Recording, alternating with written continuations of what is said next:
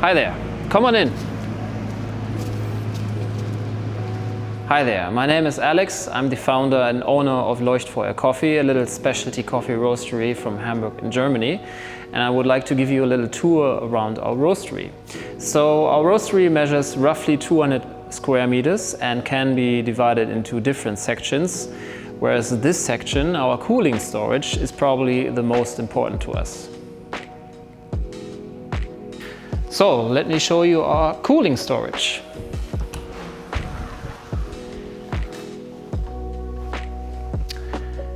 Here we are able to store up to 40 tons of green coffee.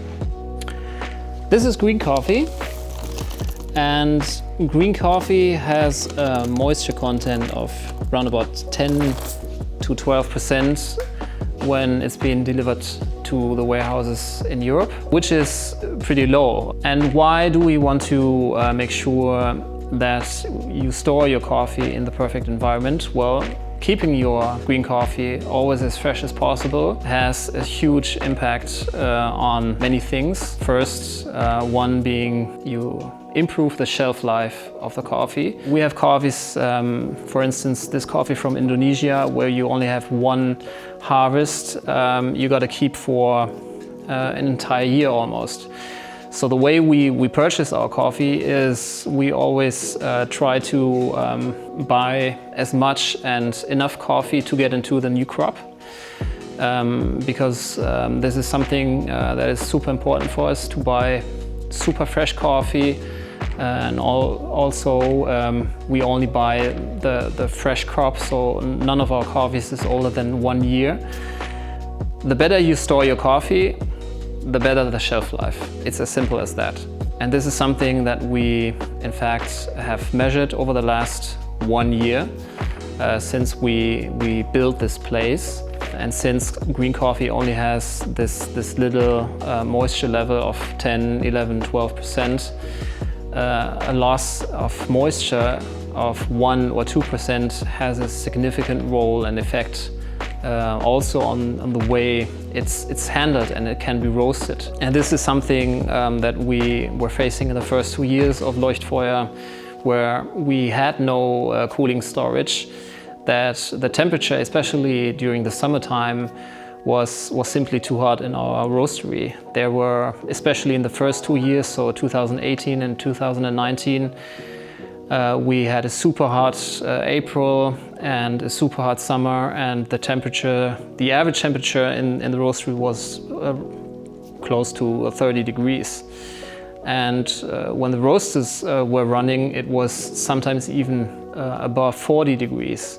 So if you imagine you have a coffee that's basically dry, and you keep it in a too hot and too dry environment, it dries out. It loses aroma, it loses flavor, and the way the coffee reacts within the roasting process is different than to a coffee that is kept in a perfect environment like we have here. We have a constant air-conditioned temperature of around about 15 degrees and a moisture content of around about between 50 and 55%. The idea is that you want to have full control of every roast you do, and that's why we keep and have invested in a cooling storage room like this to keep our green coffees at a constant temperature and a constant humidity level. Talking about consistency, I would like to show you the second section of our roastery. This is where we roast our coffees. We roast on lowering roasters, and we have 2 roasters set up in our facility. One is a smaller sample roaster. On this roaster in particular, we develop our roast profiles and use this one to roast particular coffees to order, like our geisha coffees and other premium picks. And this is a 35 kilo roaster. It's a bigger production roaster where we roast the bigger batches. We have decided to go for lowering 4 years ago because these roasters run about 80% less gas than a conventional roaster, which correlates to a very, very small CO2 footprint, which is very, very important. And the second reason why we went for lowering is that we are able to duplicate and replicate roast after roast, since this is a fully automated machine, which means I don't have to individually stand at the machine at this control board and roast every coffee individually. Once the roast profile has been set, I'm able to transfer the profile on this machine, just push a button, and the machine automatically will replicate and duplicate roast after roast, which leads to a high consistent result in the coffee bag. Once the coffee has been roasted, it's been cooled off for around about 4 minutes in this cooling tray.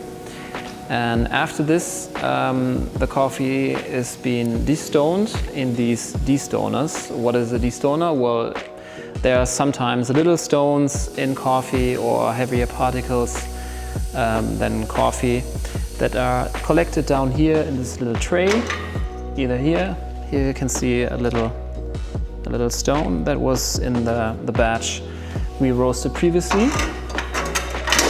Once the coffee has been destoned, it's then been transported through this tubing or pipe system, through a vacuum system, to this machine, which is pretty unique, as this is a so-called color sorter. What does a color sorter do, and why have we installed a color sorter in our entire production process? Well, if you look at this, these coffee beans, you have to imagine that this is one coffee cherry. So you have 2 seeds. And what happens is that these seeds in a coffee cherry sometimes don't get enough nutrition and don't develop properly. And then after coffee has been roasted, you can clearly see these so-called Quakers in the final batch that you have just roasted. The main reason why you don't want to have Quakers in your coffee bag is they just taste disgusting. These so-called Quakers are very light, and that's also the reason why we have installed this lighting system in order to detect Quakers immediately. Before we hand sorted coffee, which took ages, and that's why we have installed this color sorter.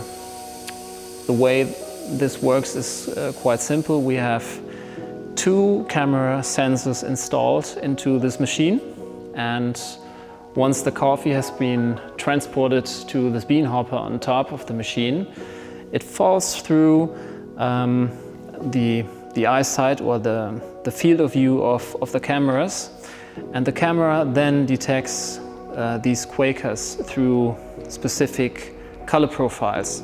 We have developed a color profile for every coffee we roast. So we have, as of today, 18 different origins in our cooling storage and in our menu. And we have developed a color profile for every single coffee that we sell, because every coffee is different. We have washed coffees, we have natural coffees, we have Pacamara coffees, we have anaerobic coffees, all different kinds of processing techniques, and coffees that are harvested at a low altitude and a high altitude, and this all has an effect on the way coffee behaves and is roasted. So that's why you have to develop these profiles, these color profiles for every single coffee. And once we have selected our, let's say, our Funkefoil, which is our natural Ethiopian coffee, we load the profile into the machine.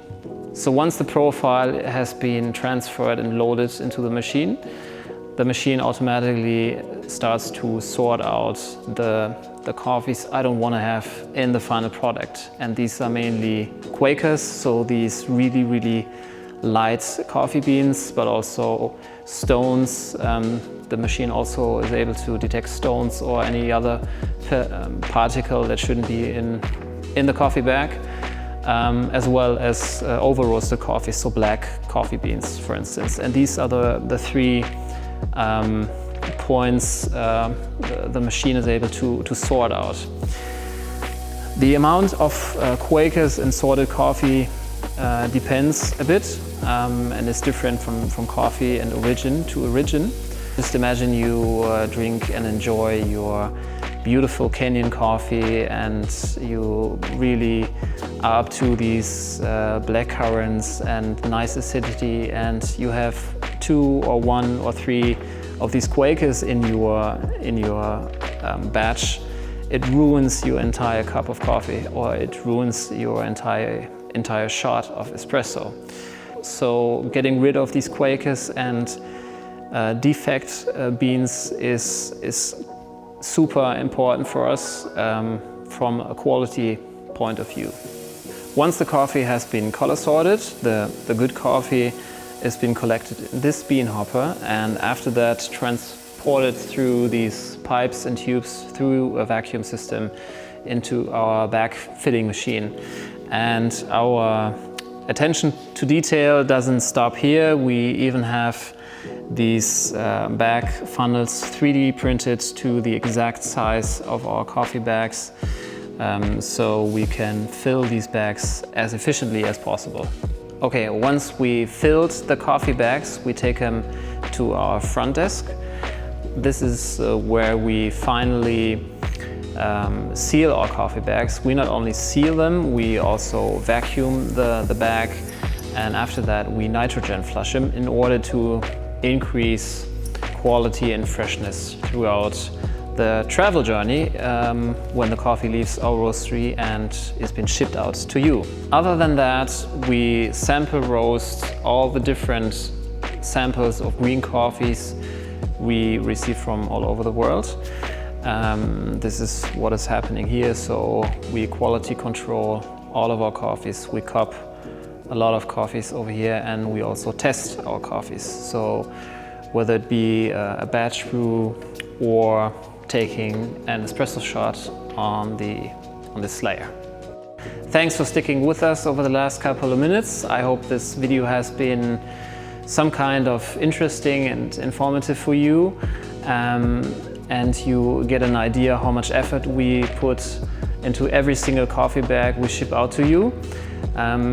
It also means the world to us that you've been so loyal over the last 3.5 years, and you're always welcome to stop by our roastery and have a coffee with me or my wife next time you're around in Hamburg. So, cheers!